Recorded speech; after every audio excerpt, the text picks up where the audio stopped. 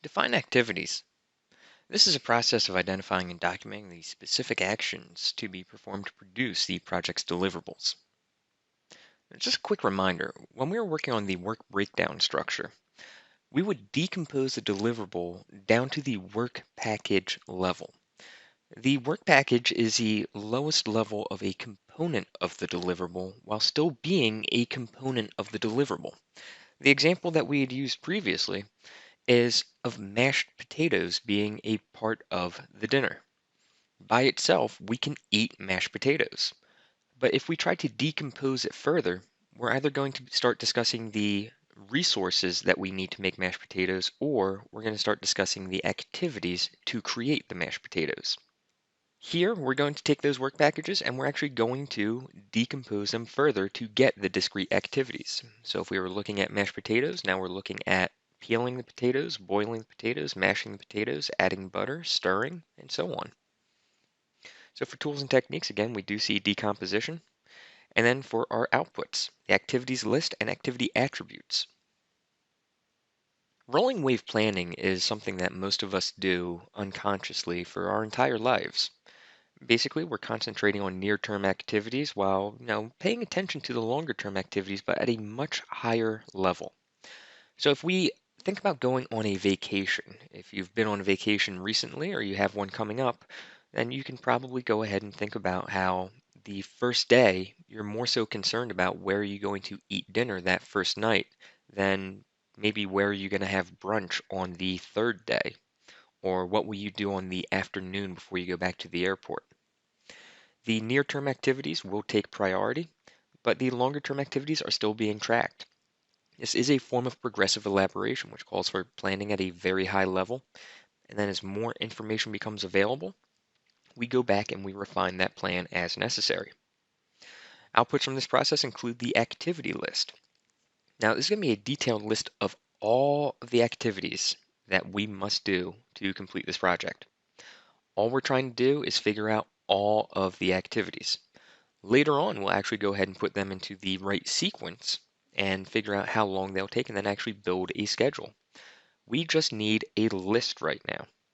Now, within this list, it should be sufficiently detailed where a team member can understand what work is required.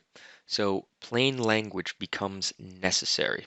So if we're talking about renovating a kitchen, it could be strip the wallpaper, apply primer, sand walls maybe, apply paint, remove countertop, sand cabinetry, paint cabinets. Right there, we're giving discrete activities. These are things that must be done to create value.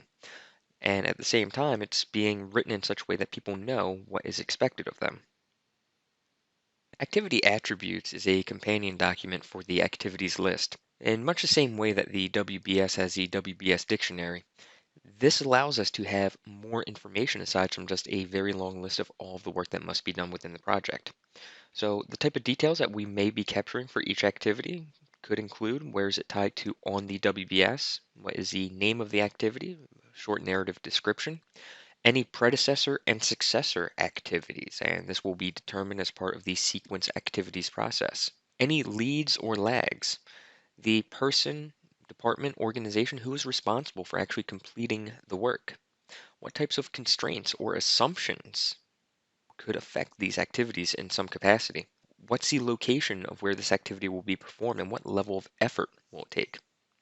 A milestone list is a great way to keep stakeholders informed as to progress within the project without trying to get them too deep into the details. If I tell you that we are 42% done, activity 2.4.9, that doesn't mean a whole lot to you unless you are really tracking everything that's going on here. If I give you a list of milestones on perhaps a glide path, you're able to at a glance kind of visualize exactly where we're at versus where we should be. The important concept of milestones, these are not activities. There's no work being done, so they do not have a duration. I like to use the example of New Year's Day or your birthday. Between December 31st and January 1st, is it a new year or is it a new day? Well, of course, it's a new calendar year, but a year had not elapsed since the previous night. It was just a single day had passed. A milestone's pretty much the same way. It's just that we are denoting that something has happened or we've hit a certain point or something has occurred. So perhaps we had some type of inspection done, perhaps we did a ribbon cutting ceremony, perhaps we were breaking earth, whatever it might be. With the change requests, anytime we do a change request that is not part of the initial baseline, it will go through the perform integrated change control process. And finally, we have our project management plan updates. So anytime we need to update the schedule or cost baselines, that will be part of the PMP overall, since the baselines are part of your project management plan.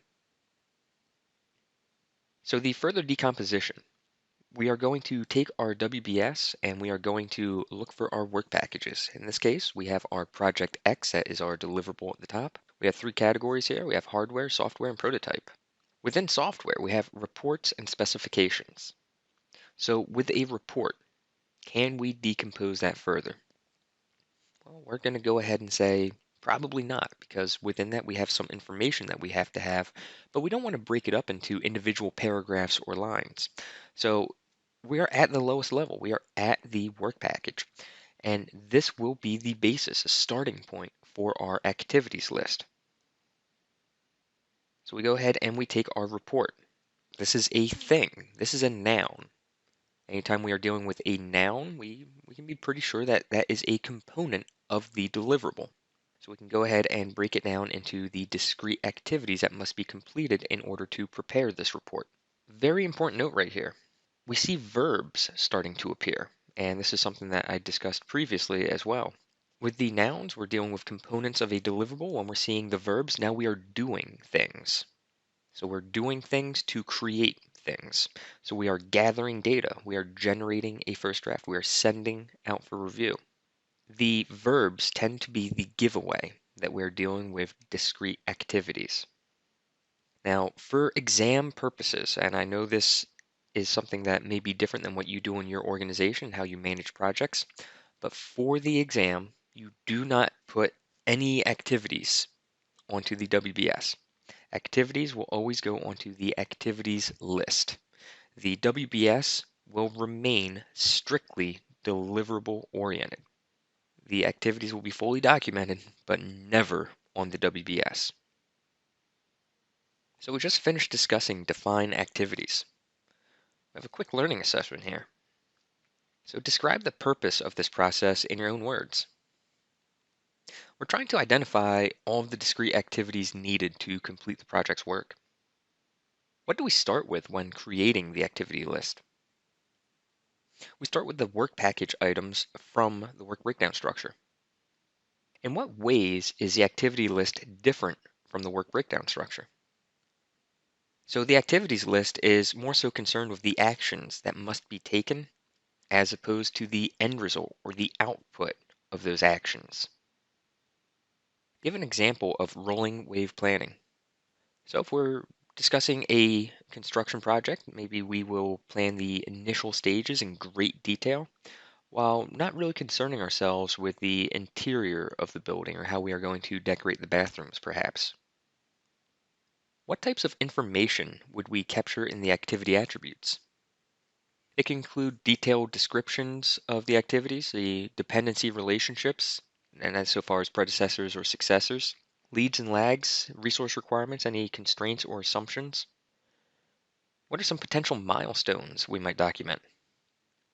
It could include the completion of planning, a point in time that is considered a contractual obligation, such as a 60% completion meeting.